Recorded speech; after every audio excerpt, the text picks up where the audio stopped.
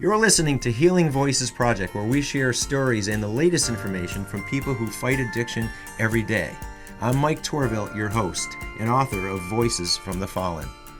Thank you for listening, for following, and most of all, for sharing with people you care about. Make your voice count too.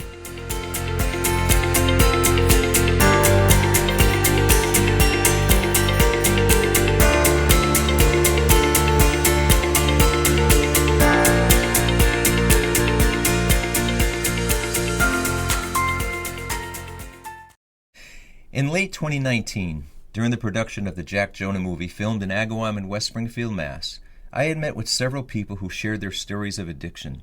Some talked about their own personal story, and others talked about how it affected their family. Some of the people I knew, but yet I had no idea what they had experienced. It opened my eyes, and I learned so much from them. And the thought that kept going through my head was, maybe other people who might be going through the similar challenges can also learn from them, or be inspired, or make better decisions, or at the very least, not feel so alone or isolated, as if they're the only ones going through this difficulty. And maybe through hearing about others, they may decide to initiate some action towards recovery. After meeting with many families, I decided to write a book, with permission from all those I met with, which was eventually called Voices from the Fallen. Each of these 8 stories is told from the first-person point of view. It's their story, and I wanted it told from their point of view.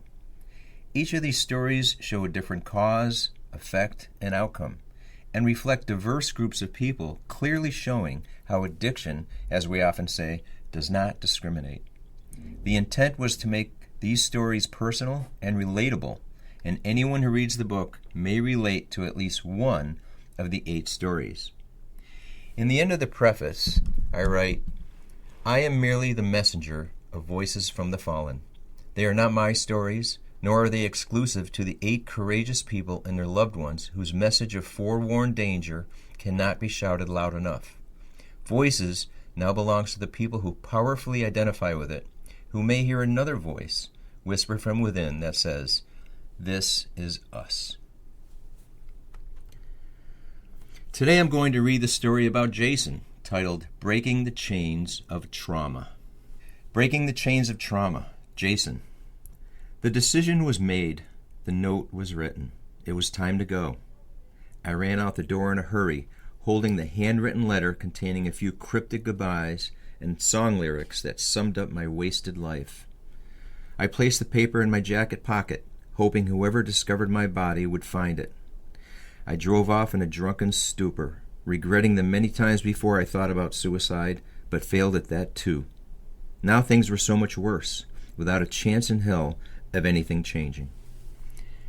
I had never known life without being in total fear or utter depression. I battled it my whole life, while it ruined my relationships, my social life, and any chance of a productive career. It's no wonder I welcomed drugs and alcohol into my twisted world.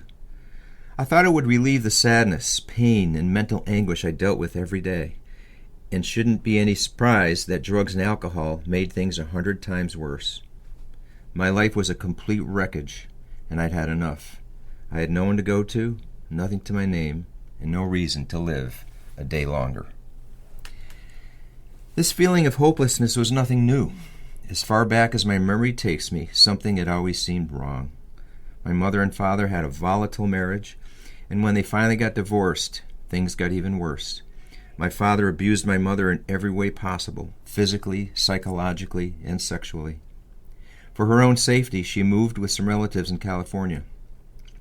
My younger brother Andrew and I temporarily moved in with my Aunt Mary when I was about 14. My father, who had officially adopted me years before, was in prison. It was around this time when I first heard the terms bipolar and depression. One of my aunt's friends was visiting, and I was talking with her about the way I feel. She was especially caring and intuitive, and I remember no one had ever listened to me as she had that day. I told her why I act the way I do and explained the feelings that drove me crazy, and she simply said, "You are way too young to go through those emotions." She was sincerely trying to help, but once she told me something was wrong, I understood I was flawed, and it only magnified my worthless thoughts. and there were many. My mother was visiting, and she took me to a psychologist where I was diagnosed as bipolar and was given a prescription of Zoloft to treat my depression. That's when those terms took hold in my mind, causing me to feel strange and defective. I took the medication for 3 days and then threw the pills away. I never gave them a chance to work, and I didn't like the way they made me feel anyway. At that young age, I was still afraid of drugs. I never went back to the shrink.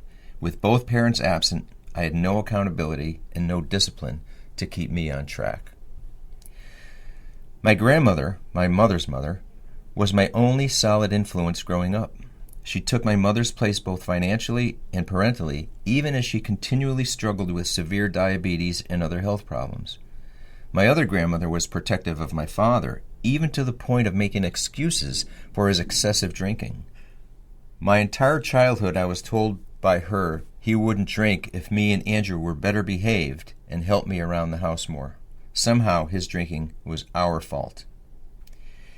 In 1993, my father had caused a terrible car accident and was charged with a DUI. The people in the other car were seriously injured, and on the day of sentencing they were both present in court. Much to our surprise, they asked the court for leniency for my father. I saw the look of genuine care and compassion as they learned my father was a single parent who adopted me when he didn't have to. He was sentenced to 3 years in prison. The night of the accident, I had a conversation with my grandmother, my father's mother, where she kept telling me I needed to be there for him and the litany of reasons he's a drunk and how I had to take care of him. I understood a little about it then, but I carried some guilt for not being able to support my dad, as my grandmother said I should. It was a lot for a 14-year-old kid to take on. At the beginning of my sophomore year, I dropped out of high school and began smoking marijuana and drinking periodically, but not using any drugs. I worked at a chicken wing shop called Wingers, but after a year and a half, the business closed. A friend of mine who worked for a technical school got me involved with a program for play-by-play announcing for sporting events. I really liked it, and he said I was even good at it. It seemed like a promising career. After my father's release from prison, he moved back into an apartment above a garage in Stafford, Connecticut, and I moved in with him. I was now 17 and working for an environmental company. Dreams of being a sports announcer faded, but with the skills I was learning at my job, other opportunities were opening up. One of my father's friends asked if I would be interested in joining the union and working as an electrician. I said yes, but he reminded me I needed a high school diploma to be accepted. So with that goal in mind, I attended night school in Vernon, Connecticut, and got my diploma at age 20. During this time, I met Jennifer, and we soon made plans to marry. A few months after they selected me to join the union, she had to move to Maine for her job. I was naive to think we could still find a way to make it work.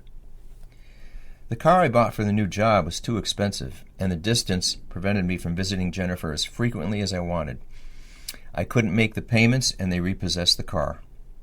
It shouldn't be any surprise to hear that she called off our engagement. I became depressed and stopped going to work and attending classes.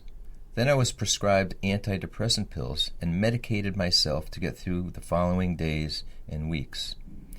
When I ran out, I'd get them any way I could, lying to doctors, faking injuries, and stealing. Any energy or motivation I previously had was drained, and I didn't care about anything, even my job. They terminated me on April 5th, 2000, my 21st birthday.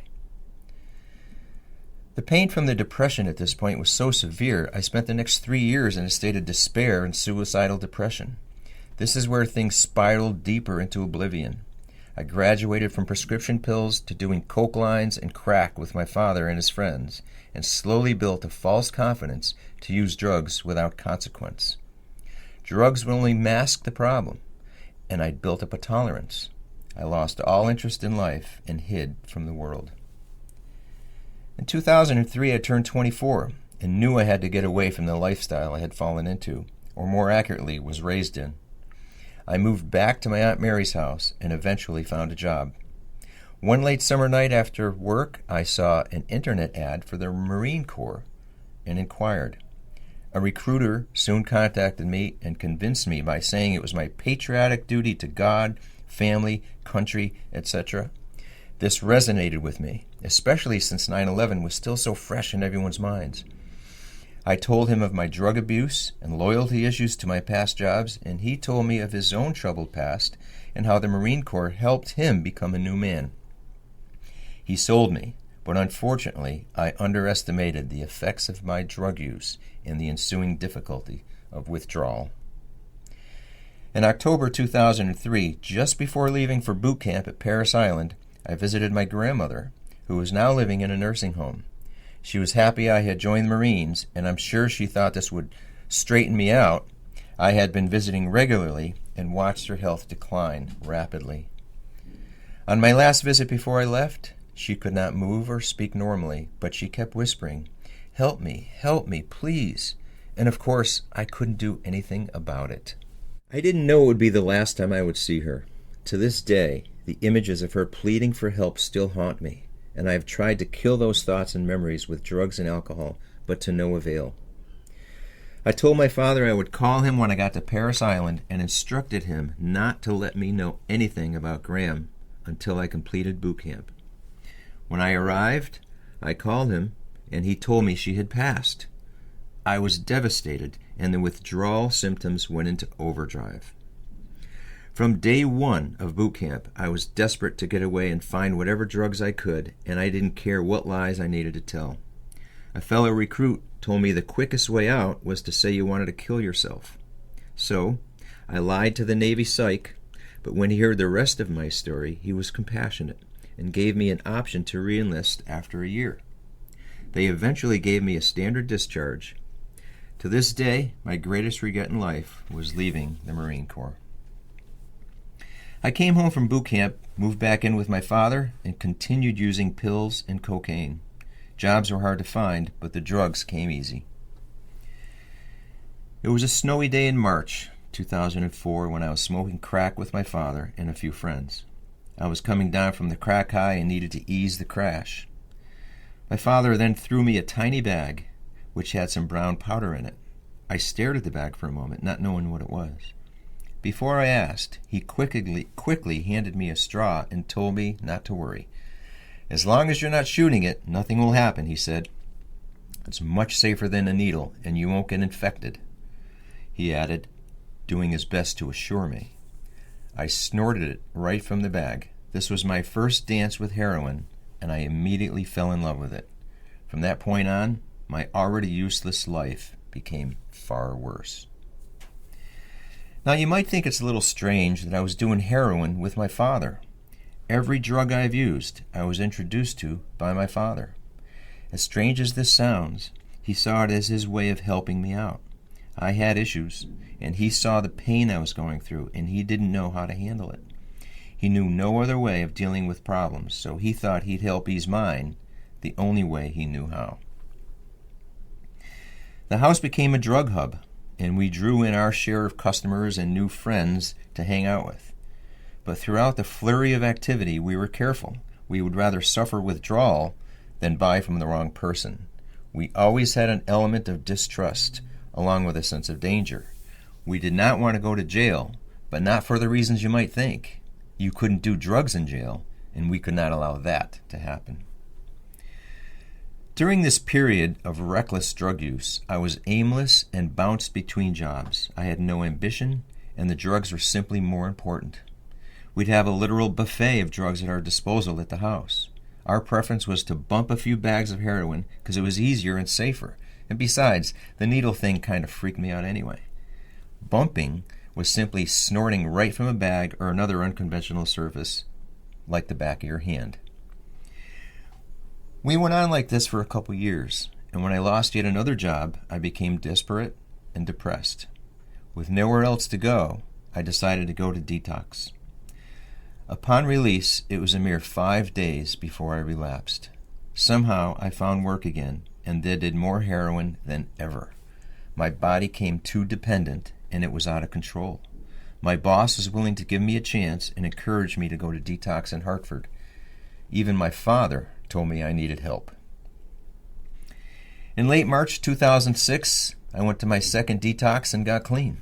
About 3 nights into my stay at the center, I was inspired to do something I had never done before. I slowly got to my knees, looked through the window beyond the glowing streetlight, and asked God for help. I admitted I was helpless and could not do it on my own. Nothing happened then, so I went about my detox business. My mom had moved back in the area, and I stayed with her after detox. Going to my father's house would only make things worse. It was there in my mother's basement about 1:30 a.m. when I met Jesus Christ for the first time.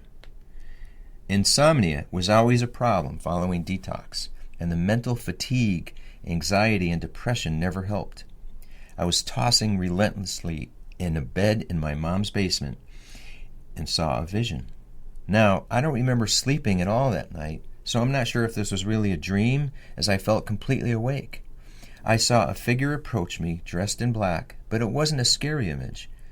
There was some sort of a veil above the head with a light showing around it, as if it was a silhouette with no real discernible features. The message I heard was simply to have trust. That stuck with me, and it's all I remember, but it was enough.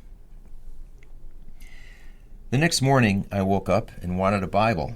Now, I've never wanted a Bible before, so it was a little odd, to say the least. I found a pastor to get a Bible and told him what happened. He told me I had been saved by Jesus Christ and to accept him as my Savior. The other unusual thing that happened was I was suddenly incapable of swearing. And believe me, I could outdo the worst potty mouth you could imagine. I started to attend church services, and many things changed after that. But some things did not. I stayed clean for 3 months until I once again found myself drawn to partying in my father's den of drugs, which by then had relocated from the apartment into an RV he purchased. We began running dope back and forth out of his old minivan. One of his customers was a contractor who offered us a wallpapering job in Salem, Massachusetts hotel chain. He advanced us $800 so we could travel, get settled, buy food, etc. We arrived wasted, stayed wasted, and with any additional money he paid us, we just bought more dope. Once the hotel manager recognized we weren't accomplishing anything, he complained to the contractor, who was useless himself. Remember, he was one of my father's drug customers, so what was to be expected? Tempers flared, threats were made, and of course, they fired us. The money was gone. We had 2 dogs we couldn't feed, an RV camper with no gas, and the old minivan. My father took the van to ask a nearby friend if he would spot him dope or money. After he left, I remember sitting alone on the back stairs of the hotel, staring out at the horizon, thinking I just wanted to die right there. But then something motivated me to call a friend for help, and the first person I thought of was a guy named John, a friend from the church. To this day, I thank God he answered the phone. I explained the situation, told him I was in Salem, and asked for a ride home. With a 2.5-hour drive, this was asking a lot, but he said yes, and immediately came and got me. My father had arrived back to the hotel just as John arrived, and it relieved him to hear I was going home. Just a few days following my return, our pastor told me of the rescue mission in Springfield, Massachusetts. On November 6, 2006, I entered the program and am proud to say I have not touched heroin or crack cocaine since. Following my time at the rescue mission, I've only seen my father a few times for brief periods. It makes me sad because I love my father, but I know what would happen if we hung out for too long. Separation from that environment was critical to staying drug-free. When I came to the mission and worked the program, I saw there was an alternative to the lifestyle I was accustomed to, a side of life I never knew existed. So many new ways of love and life crossed before my eyes, and I experienced more miracles than ever. I saw so many lives transformed by other people who had emerged from their own trials of addiction. The most amazing part was seeing how people who had never used drugs shared God's love to help addicts, drunks, and junkies change their lives. About 6 months into my stay, I decided to pursue ministry, although I recognized further instruction and discipline were needed. An exceptionally kind board member named Ken Brooks came in one day and handed me a brochure for the Bible Institute in Portersville, New York. I read it and immediately knew it was a sign. The admission process was a challenge and took a few months. But after submitting my paperwork and essays, they accepted me. In November of 2007, I graduated the New Life program at the mission and stayed to help with their Thanksgiving and Christmas meals. I arrived at the Bible Institute on January 2nd, 2008, and was transported into another realm. I couldn't believe a person like myself was attending college. I took it very seriously and advanced quickly in my studies and ministry duties. In September of 2008, a new school year had started and things were going well. They selected me to be a dorm RA, and I started a relationship with a woman named Sydney. She would become my wife in 2010 while we were both counselors for the summer camp ministry for older teens on the Word of Life Island in 2009. I left school a semester early for financial reasons, and Sydney and I moved to Kansas City, Missouri, where she is originally from. I became a member of her church and began working with the youth pastor who also graduated from the Bible Institute and the Moody Bible Institute in Chicago. I found work quickly and things took shape. I owned 2 vehicles, had a place of my own, and a woman to die for. What could ever possibly go wrong here? Sydney had a sister named Heather, who was married with 3 children. Her husband was pulled over once and informed he had a warrant issue in Texas for his apparent involvement in drug distribution. Their entire family went back to Texas to take care of the problem, and he was promptly arrested and placed in the county jail.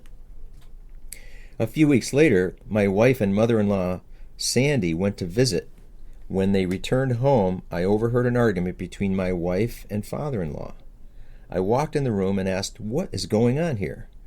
While directing his gaze at his wife Sandy, my father-in-law shouted, "We spent all that money and all that wear and tear in the car so you could bring Heather some drugs?" It astonished me to hear Sandy really did that. He looked at me like I was stupid and said, "You don't really know about this, do you?" "I don't know what?" I asked. He leaned closer, pointing at me and saying, "Your wife brought the drugs and bought them with your money." I was shocked and confronted Sydney. She confessed, but tried to minimize by saying it was only a couple $100 worth of marijuana. I asked her if she was using, and she admitted she was. I was devastated, but I held firm and told her I will no longer serve in the ministry if she was using any drugs. She stubbornly told me she would not stop. Well, I kept my word, and I backed out of the ministry duties and just worked my job. Stupid decision, but I was irrational.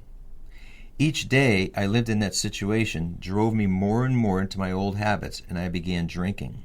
I was mad at her, pretending to be so righteous, and here I was losing my own battle with drinking. My bipolar condition and depression didn't help matters, as I would get into a rage, overreact, and sink into a deep misery.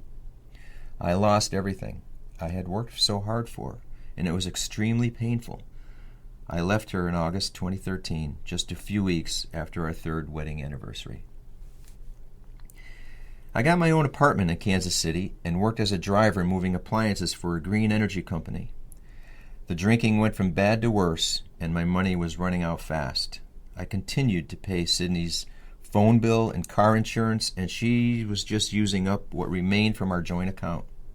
In the spring of 2014, she suffered a stroke and needed money for medicine and doctor visits. This depleted the rest of any savings, and my salary was insufficient to keep up. Consequently, I fell behind on rent and other bills. I wondered how everything fell apart so badly, and soon I fell into a deep, hopeless state of mind. I was beaten, humiliated, and would cry for hours alone in my apartment. The world became dark, and thoughts of suicide consumed me.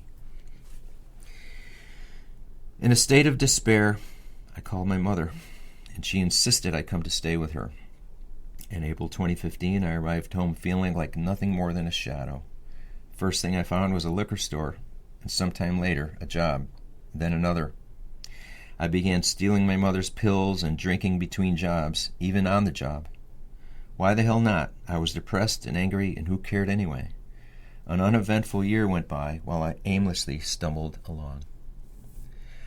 One night, my on and off again girlfriend and I went out to a bar and became extremely intoxicated and foolishly went off in her car. I blacked out after getting into the passenger seat and was startled awake by the impact. She hit a pole, and I staggered out of the passenger side of the vehicle. I walked around and pulled her out of the vehicle. I must have blacked out again because the next thing I know, I was in the back of an ambulance fighting the medics to take the neck brace off. Just then, 2 state police officers came to the back of the ambulance and asked who was driving. I lied and told them I was. I blew a .29 breathalyzer, which is more than triple the limit. In court, I pled guilty and received my first ever offense of any kind. I lost my license for 90 days and was placed on probation for 1 year. You might think this event would straighten me out, but instead, it led to me drinking suicidal amounts of alcohol and taking any pills I could find. In an instant, I lost my license, my car, my job, and my girlfriend. After 3 or 4 months, I got my license back, which is about as deadly as putting a gun in my hand. Depression, drinking, and driving was a deadly recipe, and I welcomed it. In my jacket pocket was the suicide note I had written, because I did not intend to make it through the night. It also included lyrics to a song, A Tout Le Monde by Megadeth, that I had carried with me since my last night in Kansas City. Maybe even then, I knew it foreshadowed my bleak future. By a miracle of God, I was found alive later that night by a state trooper. I'm sure when they found me and searched for an ID, they saw the note and lyrics in my pocket and read them. I had passed out on the roadside, drunk, uninjured, with no recollection of how I got there. They detained me at the station, and after I sobered up, they gave me back my possessions and set me free. In June 2017, I entered the mission and stopped for good. It hasn't always been easy, but my faith in Jesus will keep me going. It's been over 3 years since my last drink, and it hasn't always been easy. I am currently working on getting my license back and paying off my debts. I have been through too much to withhold the incredible guidance I have received from God. To me, Christianity is a personal relationship with Jesus Christ, and it is paramount to help others, as there have been so many good people who have helped me and treated me with respect when I did not deserve it. The world needs compassion, and the Bible provides all the tools necessary. There is a story in the Bible where Jesus has his feet oiled by a woman, and the moral was, he who is forgiven much will love that much. I am currently enrolled in the Association of Certified Biblical Counselors, the ACBC, and working through the essay phase. ACBC is an evangelical approach to standard counseling which uses the Bible as its core doctrine in helping those in need physically, spiritually, and mentally. Once certified, I will be part of the governing body's network and receive counselees as they see fit. I plan to take this opportunity to serve as many as possible with the same help God used with me. My life story must be available, and Christ's hand at all turns must be expressed. The famous quote, "You can do whatever you set your mind to," has a slight flaw. It should be, "You will do whatever you set your mind to." The possibility to change can only happen with love, and I hope to help others see that. It isn't just words, it's a commitment. Several months into my residency at the mission, I was going through my old things and came across the song lyrics I had carried with me for years. I took one look at it and threw it out. I don't need it anymore. I am free. I'd like to thank Jason Cunningham for courageously sharing such a personal story with me. Jason has been a guest on our program, which you can find on our website. Thank you all for listening, and please visit our website at healingvoicesproject.org.